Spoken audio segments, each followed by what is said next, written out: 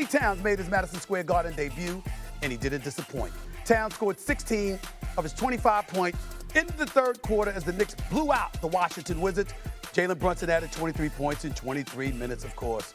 And with that said, it is great to welcome the man who broke the Karl-Anthony Towns trade news, the newest member of our ESPN NBA team, senior NBA insider Shams Charania. Welcome to the team, my brother. So happy to have you, my man. Welcome to the team. How you doing? Stephen A., I'm honored to be on this show. I appreciate you having me on, hopefully the first of many times.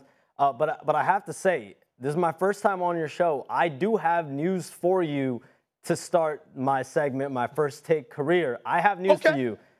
15-year NBA veteran Danny Green tells me that he is retiring from basketball. Wow.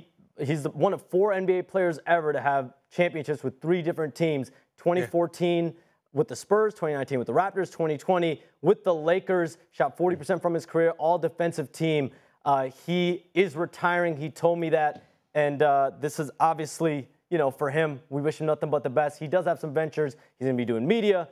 He has multiple other off-court ventures he's going to be focusing his time on now. Well, first of all, we're going to miss Danny Green, but we're knowing him, we'll see him. He is a 3-time champion. Like you pointed out, one of the nicest dudes, one of the nicest professional athletes any of us have ever covered. He is a 3-time champion. Career 40% shooter from three-point range. Going to miss him, but not that much, because I know I'm going to see him everywhere, as I'm sure you will as well. Let me get to another subject, Shams, because we got to do this. I want to know what more you can tell us about how that blockbuster trade between the Knicks and the Timberwolves actually went down. Break that stuff down to me about my New York Knicks, please. I want to know the details.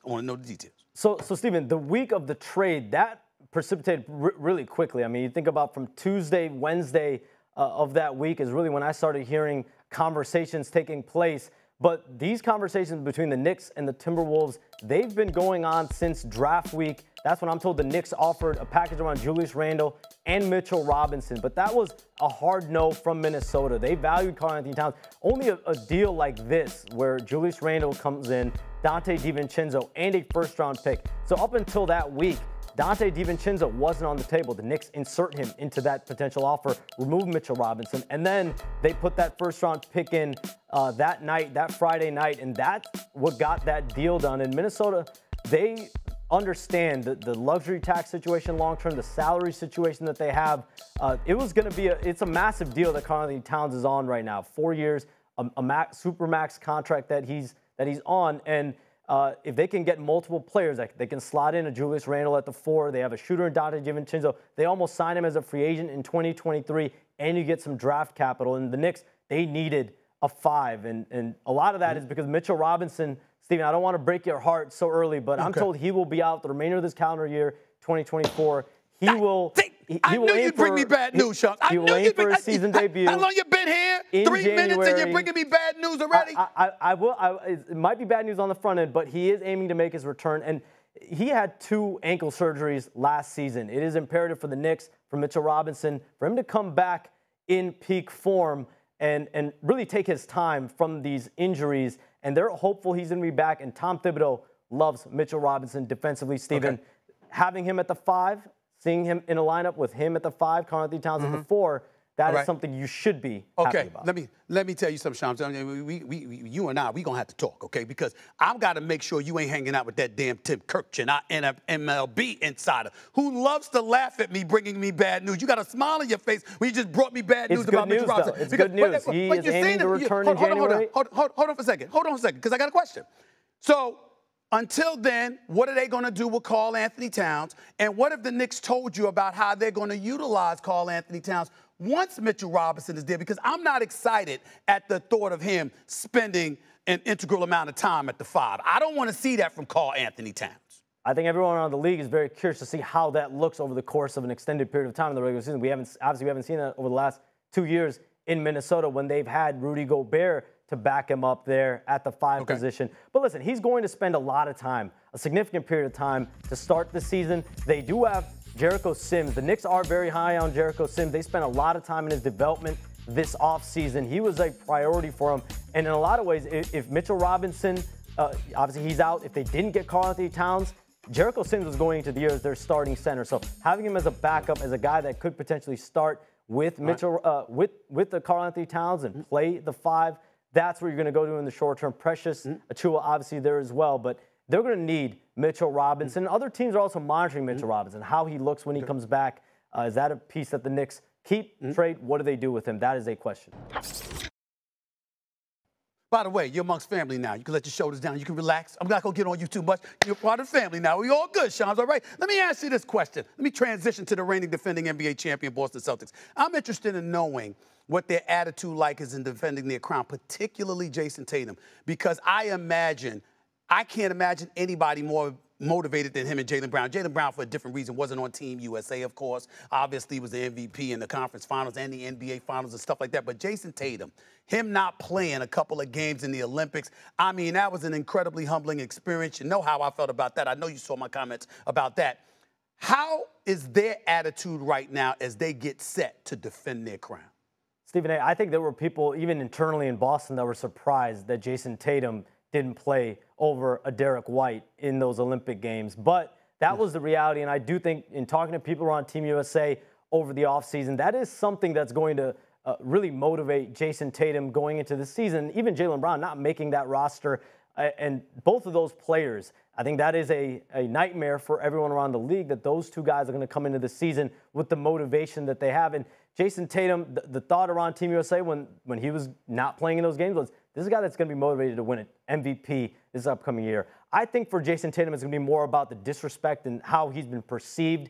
And he spent a lot of time this offseason, 2-a-days, working on his shot with his trainer, Drew Hanlon, like getting his shot right. His shot was not right in the playoffs. He did not shoot the ball well at all when he was contested. And that is going to be something he's going to have to clean up. But he knew it. He identified it. He got to it. And now him and Jaylen Brown are going to get to work. I mean, I think both will be very, very motivated this season. Man, I tell you one thing I want to see him. I want to see Jason Tatum against Steve Kerr and the Golden State Warriors. I can't wait to see that matchup. You'll probably be there. I want to see him with Steve Kerr on the opposite sideline. I really, really do. Benching him twice. I think both guys will want to torch Golden State and Steve Kerr. How about that? That's true. That's true. You're right about that. You're right about that. I want to get out. I want to stay out west because I want to go to the Los Angeles Lakers. I don't want to get into Bronny and LeBron James because I think that LeBron James is what he has meant to the game of basketball. Damn it, if he's got the power to swing what he swung in terms of Bronny being a Los Angeles Laker, more power to him. More of us should be able to do something like that. He deserves it, and I'm wishing nothing but the best for Bronny. We'll see how that develops. But I'm interested in knowing what the word is about JJ Redick and how they're seeing him adjusting to being a first-time head coach on any level, obviously, other than coaching his kids. Yeah, I don't know if you ever saw him get ejected from a game coaching his kids. He got ejected from a game coaching little kids. Unbelievable. So it's going to be interesting to see him on an NBA level. How are things going in Los Angeles? What are the kind of things they're saying about JJ Redick, our former colleague here, which we wish nothing but the best for? What are they saying about him? What I keep hearing are words like detail-oriented, focused, accountability. That is what JJ Redick has shown so far as head coach of the LA Lakers. And it goes back to the offseason. It goes back with how he's been so far in training camp. And players, people around the league, scouts that watch the Lakers, it's his out-of-bounds plays, it's his game calling, and you're seeing a free-flowing Lakers offense. He's obviously really wants them to capitalize, shoot threes. We'll see how that plays out in the regular season. But for the Lakers, that is a good sign that the accountability that JJ Redick is bringing, the detail-oriented nature that JJ Redick is, and everyone in LA with the Lakers, they know this is someone, and you know, Steven, and I've known from covering JJ and being around him in the media space, he eats, lives, breathes, digests basketball on a daily basis. Now, at the end of the day, it's going to be how does he articulate that with the players? How does he relate to the players? And obviously, he was a player. That does help him. He knows what it's like being a starter, being a bench player, being end-of-the-bench player. And so right now, he has the full buy-in of LeBron James and Anthony Davis. And the Lakers have been optimistic about He's always had the full buy-in of LeBron James. We've known that for months, but I'll leave it at that. When is Bronny and LeBron, you think they're going to play together at some point during the regular season? Do you foresee that happening? 1,000%, Stephen. I think it's going to be very, very soon. I think it's going to be early in the regular season. As soon as opening night, October 22nd, at home against the Timberwolves, it's going to be at the end of the day, JJ Redick is going to be he's the coach. He's going to be the one that decides when Bronny James is going to be put into the game. And he has said publicly, this is something I'm going to discuss with LeBron James and have this be an inclusive process. So we'll see how that plays out. But everything I've heard, Stephen A., is it's going to be early in the season, possibly as soon as opening night. Quick answer to this question. How's Klay Thompson looking in the Dallas Maverick uniform? What are they saying about that mix that they've got there with him, Kyrie, and Luka? Supremely excited, feels respected, feels like he's being cherished there in Dallas. That's something he did not feel, from what I'm told, in Golden State, but he is feeling that now in Dallas. He's very excited for Kyrie Irving to be on the court with him as soon as maybe tonight, and Luka Doncic when he's back from the calf injury. That three guard lineup, that's going to be pretty intense. Shams, you did good. You did very good, man. You did very good. I'm happy to see you, my brother. Keep it coming. Keep it coming. This won't be the last time you're on First Take. Thanks a lot, my man. You take care. Good luck, man. Seriously. And all good. Welcome to the family. Way to go. Thanks, Look Steve, forward to seeing you soon.